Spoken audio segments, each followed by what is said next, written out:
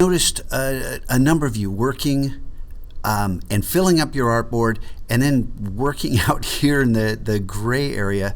Look at Command minus a couple times. I'm going to make that smaller. This is the artboard tool.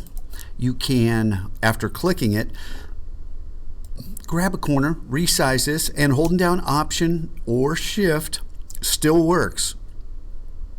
And then once you're done resizing it, click on any other tool, hold down the space bar, center that, and you now have a larger artboard to work with. How easy is that?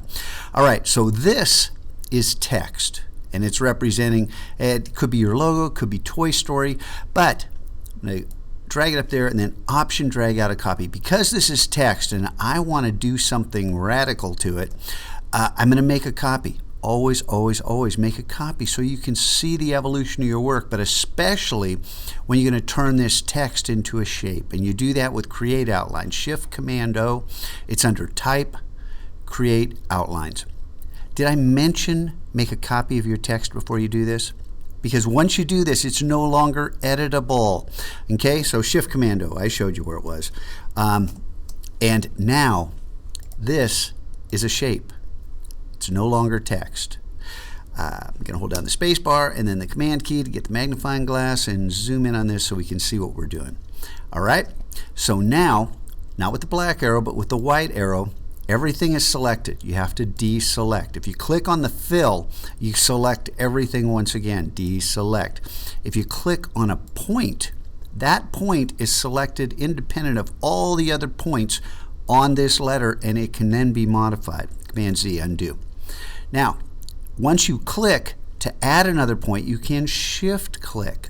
Now look at the T in Toy Story for those of you working on Tony's Toys, and notice that those points come down. And you know, you want to have some control over this. Is it that far? No, it's not really that far. Command Z. And if you want to have more fine control with those points selected, I can use the down arrow. It's in between the numbers and the letters in the keyboard, and control it that way. And then another way to select the points, I couldn't just click and drag to get those two endpoints, but I can click and drag up here to get these and then move these independent of one another.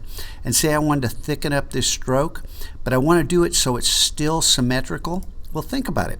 Select one side first, and let's hit the right arrow twice, and then select the other side, hit the left arrow twice, and now that letter is thicker than it was before, and its shape has been modified somewhat.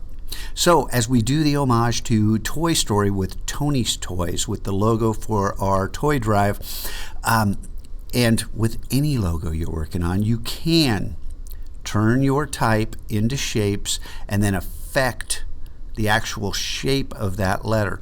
It gets more complicated when there are curves and you have the Bezier handles to deal with, but a little bit of thought and experimentation and you can do anything. All right, so have some fun today, work productively, and let's wrap up our projects here in the last 2 days of 2015. And remember that right after school tomorrow, the first of the Winter Break Quest goes live. Oh my, more on that tomorrow.